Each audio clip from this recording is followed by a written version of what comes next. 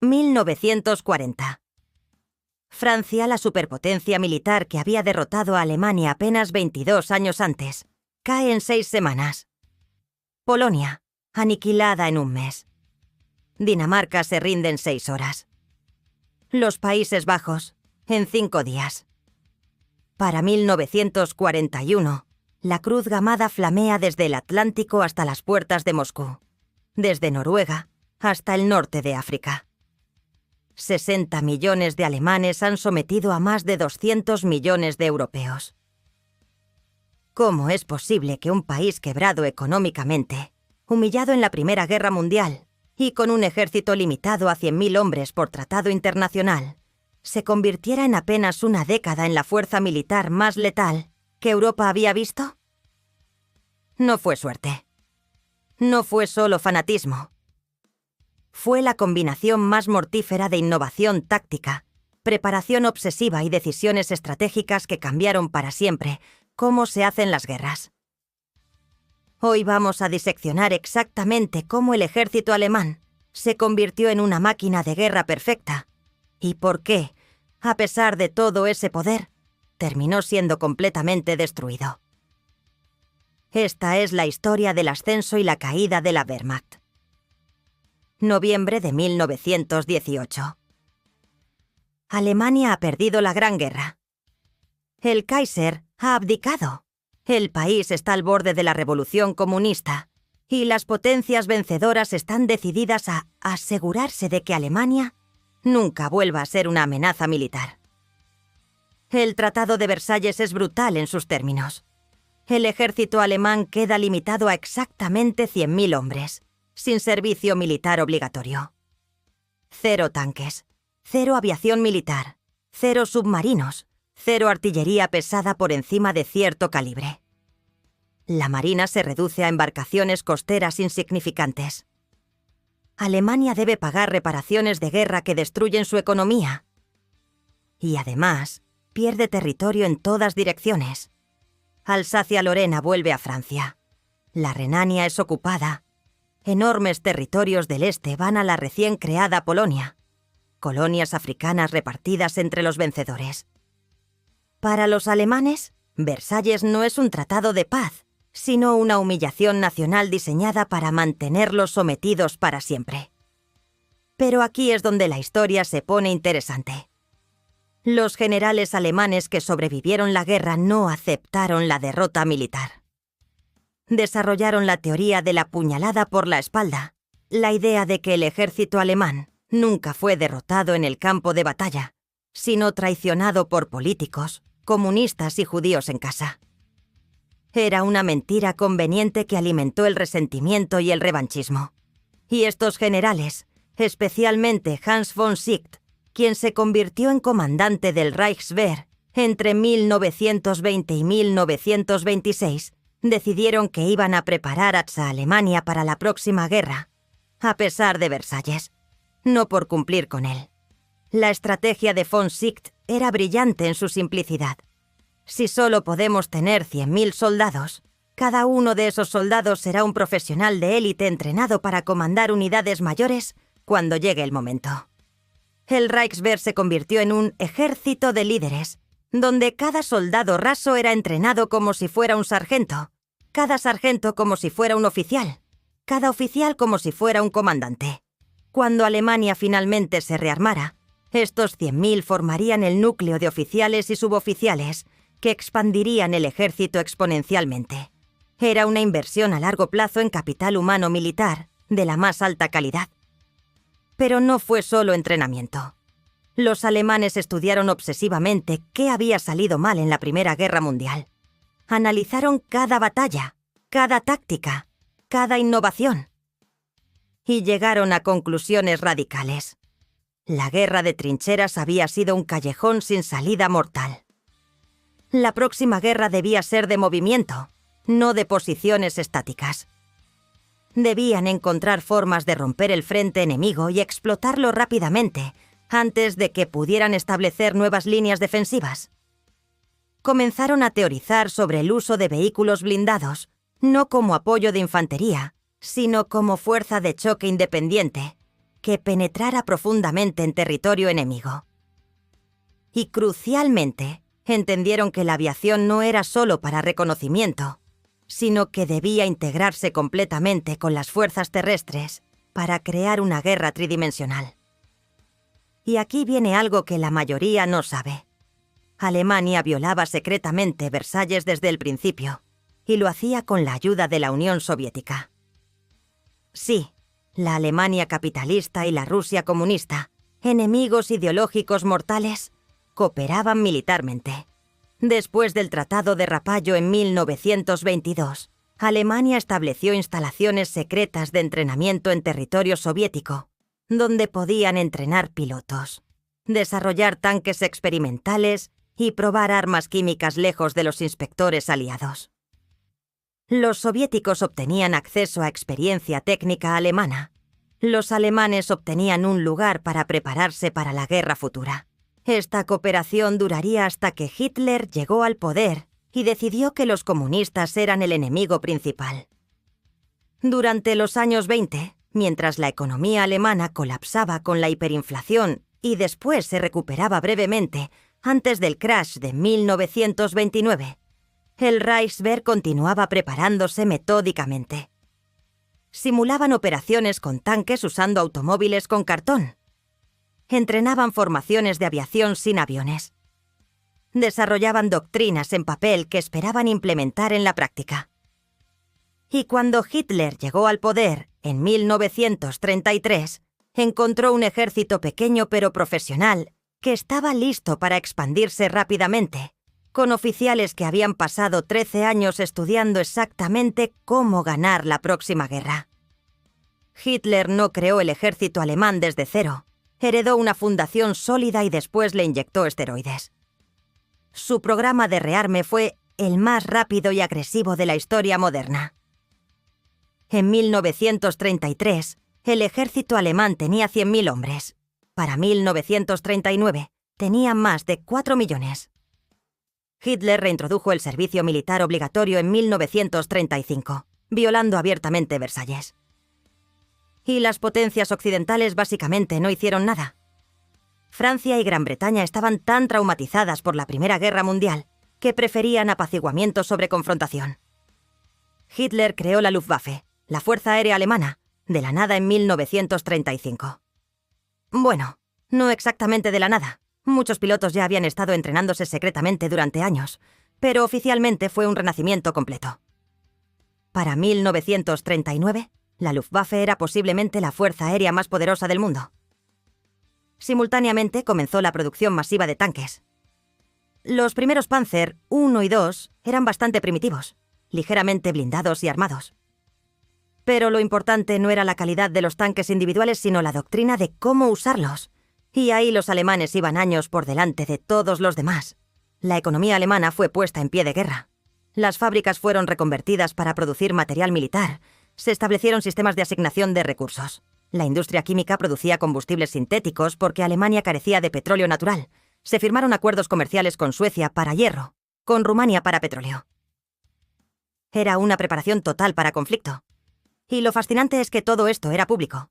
Hitler hablaba abiertamente sobre expansión alemana, sobre la necesidad del Lebensraum, o espacio vital para los alemanes, sobre revertir Versalles por la fuerza.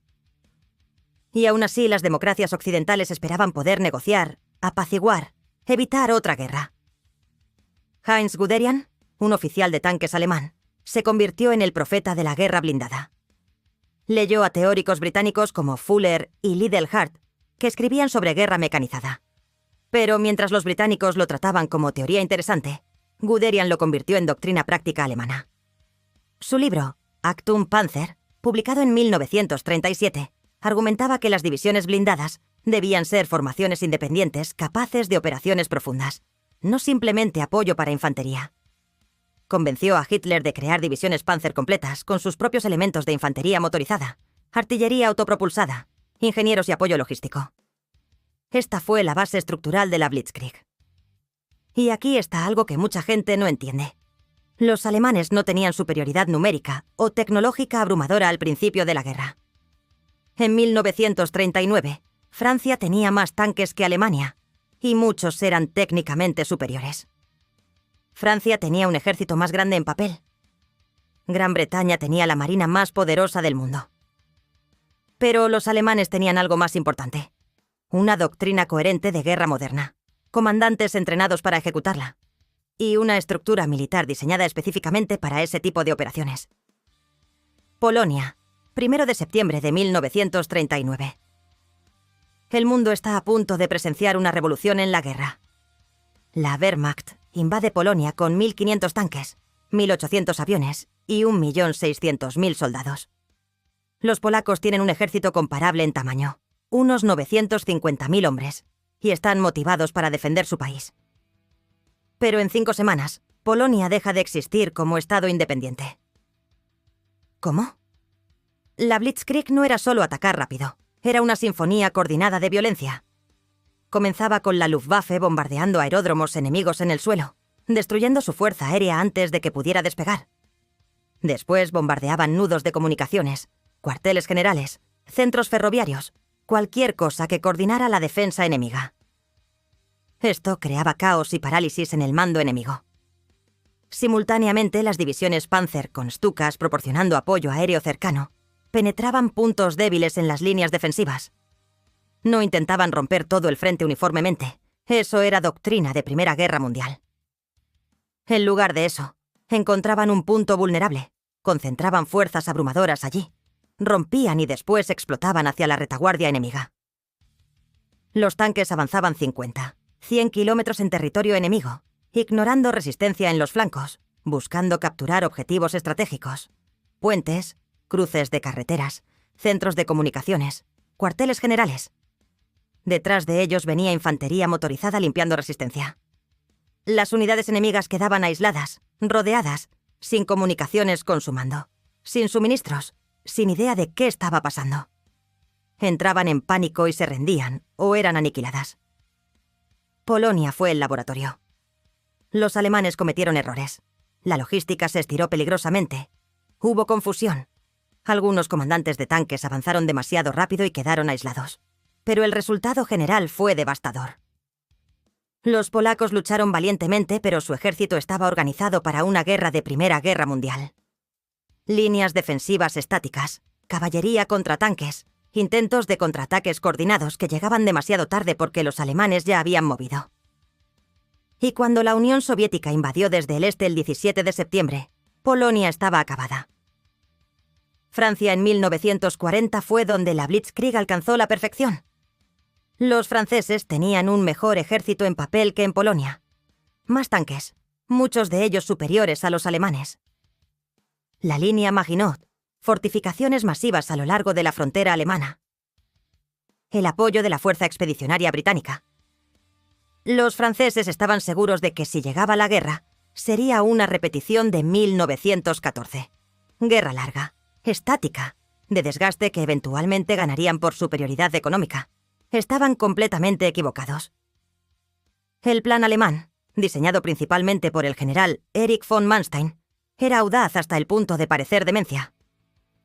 Ignorarían la línea Maginot. Harían una finta a través de Bélgica y Holanda para atraer a las mejores divisiones aliadas hacia el norte. Y después lanzarían el golpe principal a través del bosque de las Ardenas, que los franceses consideraban impracticable para formaciones blindadas masivas.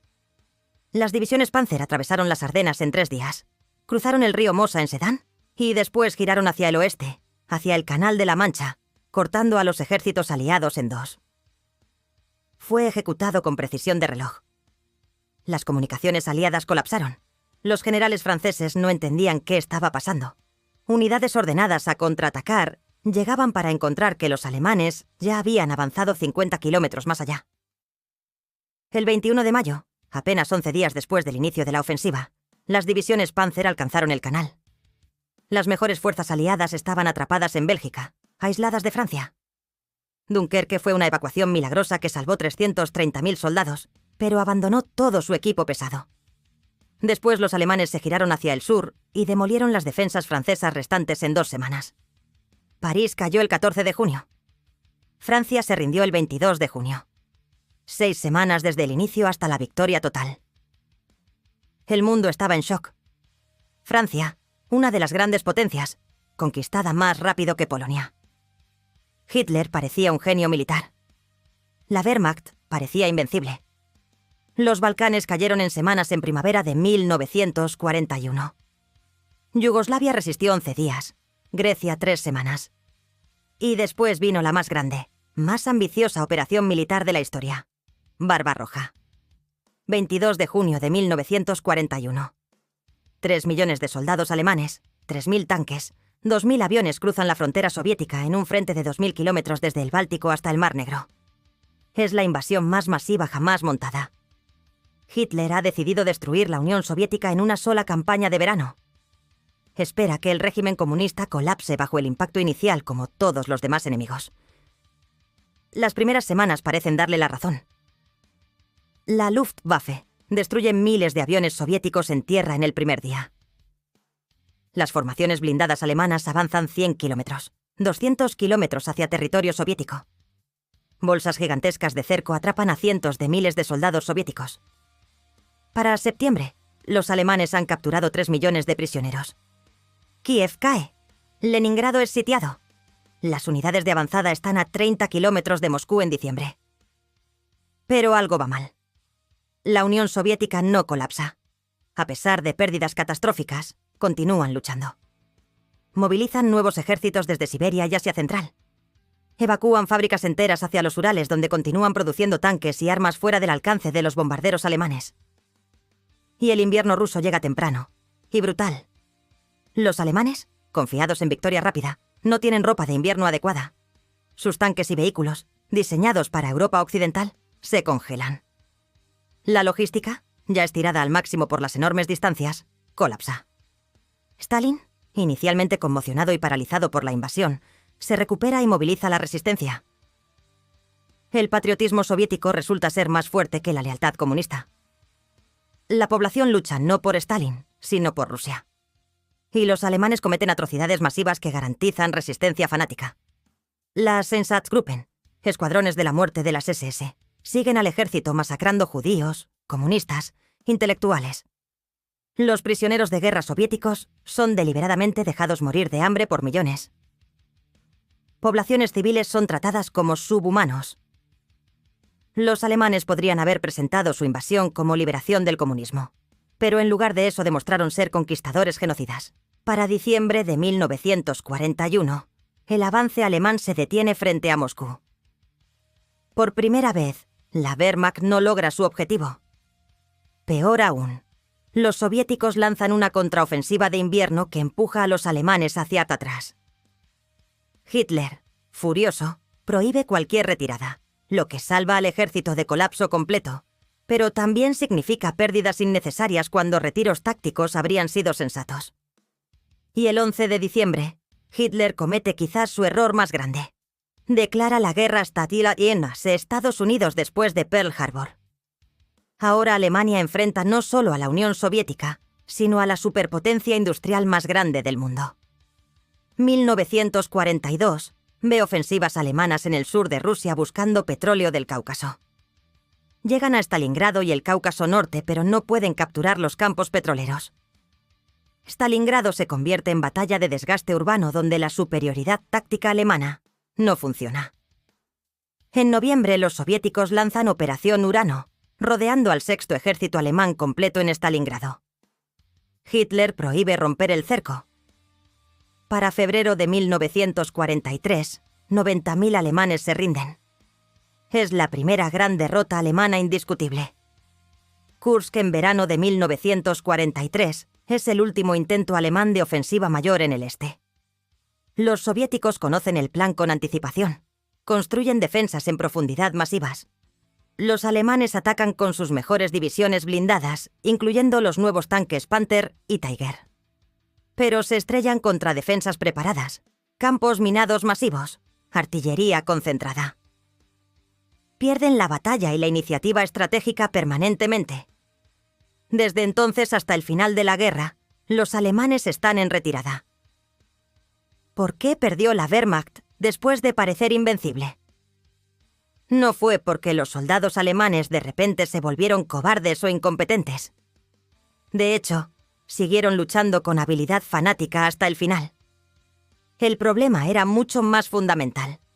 Alemania estaba luchando una guerra que no podía ganar. Primero, recursos.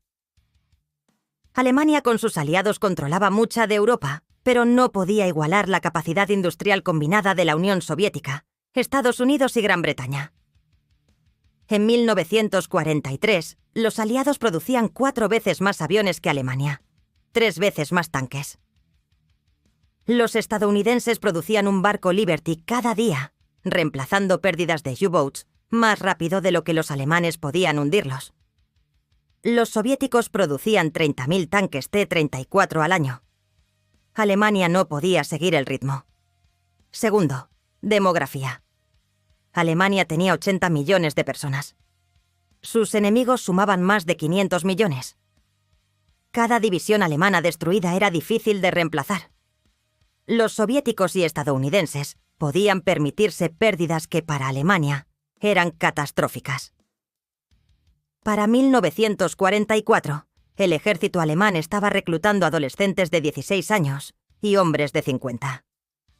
La calidad de las tropas caía constantemente. Tercero, frentes múltiples. La Blitzkrieg funcionaba cuando Alemania podía concentrar toda su fuerza contra un enemigo, derrotarlo rápidamente y después girar contra el próximo. Pero desde 1941, Alemania luchaba simultáneamente en el este contra los soviéticos, en el norte de África y después Italia contra británicos y estadounidenses, y defendía Europa occidental contra invasión aliada. No podía concentrar fuerza suficiente en ningún frente para victoria decisiva. Cuarto, superioridad aérea perdida. Para 1944, la Luftwaffe estaba siendo sistemáticamente destruida. Los bombarderos aliados arrasaban ciudades alemanas y, más importante, fábricas, refinerías de petróleo, centros ferroviarios. El bombardeo de refinerías de combustible sintético en particular fue devastador. Para 1945, las divisiones Panzer alemanas frecuentemente estaban inmóviles por falta de combustible, no por falta de tanques. Quinto, la intervención de Hitler. A medida que la guerra giraba contra Alemania, Hitler intervenía cada vez más en decisiones tácticas. Prohibía retiradas que habrían salvado ejércitos.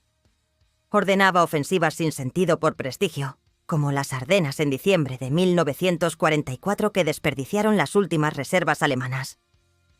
Despedía generales competentes y los reemplazaba con fanáticos nazis leales, pero incompetentes. La ventaja táctica alemana, basada en mando flexible y descentralizado, fue destruida por micromanejo dictatorial. Sexto, tecnología alcanzada. Al principio los alemanes tenían ventaja en doctrina y coordinación que compensaba carencias en equipo. Pero para 1943, los aliados habían aprendido. Adoptaron guerra combinada, comunicaciones de radio eficientes, coordinación aérea terrestre. Los tanques soviéticos, T-34 y K-5, eran tan buenos o mejores que modelos alemanes. Los cazas P-51, Mustang estadounidenses, podían escoltar bombarderos hasta Berlín. Los nuevos tanques alemanes, Tiger y Panther, eran técnicamente superiores pero complicados, caros, imposibles de producir en masa suficiente. Y séptimo, moralidad. La Wehrmacht no era víctima inocente simplemente siguiendo órdenes. Participó activamente en el Holocausto, en crímenes de guerra masivos, en terror contra poblaciones civiles. Esto garantizó que los aliados no aceptarían nada menos que rendición incondicional y destrucción total del régimen nazi. No había salida diplomática posible. Para mayo de 1945, Alemania estaba completamente destruida. Berlín en ruinas, Hitler muerto por suicidio, el país ocupado por soviéticos, estadounidenses, británicos y franceses. La Wehrmacht, que apenas 5 años antes parecía invencible, dejó de existir. Se estima que murieron 5.300.000 soldados alemanes durante la guerra.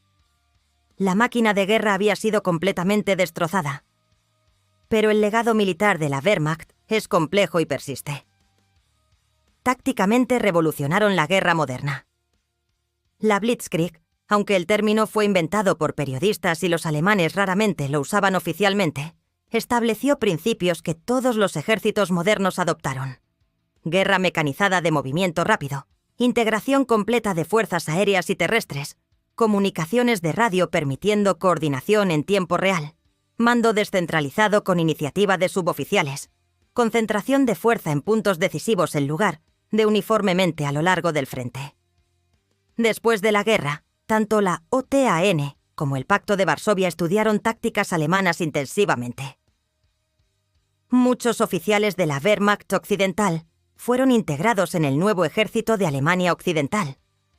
Generales como Heinz Guderian escribieron memorias influyentes. Las academias militares estadounidenses analizaban campañas alemanas como modelos de excelencia operacional. El ejército israelí adoptó muchos principios de guerra blindada alemana. Pero hay un lado oscuro inevitable. La Wehrmacht no era políticamente neutral. No era simplemente un ejército profesional desafortunadamente al servicio de un régimen malvado. Participó entusiastamente en guerras de agresión y conquista. Facilitó y frecuentemente ejecutó directamente el Holocausto y otros genocidios. La guerra limpia de la Wehrmacht es un mito.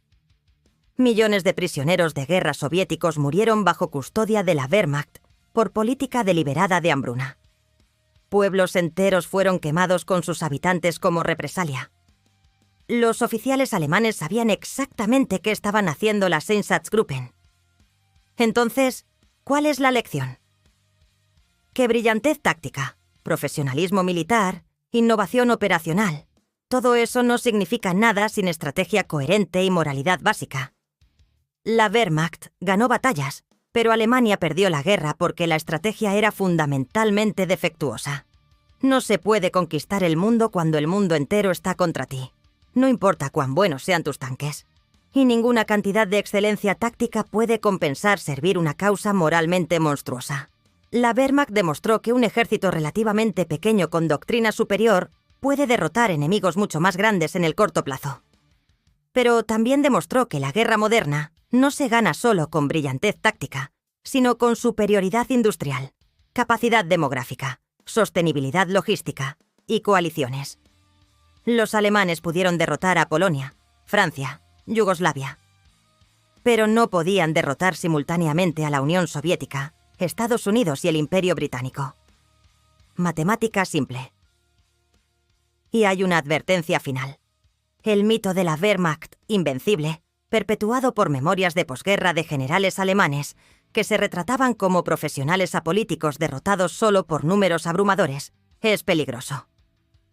Permite separar la supuesta excelencia militar alemana de los crímenes nazis como si fueran cosas separadas. No lo eran. La Wehrmacht fue instrumento esencial del genocidio nazi. Su excelencia estuvo al servicio del mal absoluto, lo que anula cualquier admiración por su competencia técnica. Entonces, ¿por qué fue tan efectiva la Wehrmacht al principio? Porque Alemania pasó 20 años preparándose metódicamente para la próxima guerra, mientras sus enemigos esperaban que nunca llegara. Porque desarrollaron doctrina militar revolucionaria basada en movilidad, sorpresa y coordinación. Porque entrenaron profesionales de élite con iniciativa y flexibilidad. Porque sus primeros enemigos estaban preparados para la guerra equivocada. Y porque tenían un fanático en el poder dispuesto a apostar todo en conquista agresiva. ¿Y por qué perdieron tan completamente? Porque abrieron frentes que no podían sostener. Porque su ideología genocida garantizó resistencia fanática y negó cualquier paz negociada. Porque enfrentaron enemigos con 10 veces su población y 20 veces su capacidad industrial. Porque Hitler convirtió ventajas tácticas en desastres estratégicos. Y porque al final, ninguna cantidad de habilidad militar puede compensar estar absolutamente en el lado equivocado de la historia.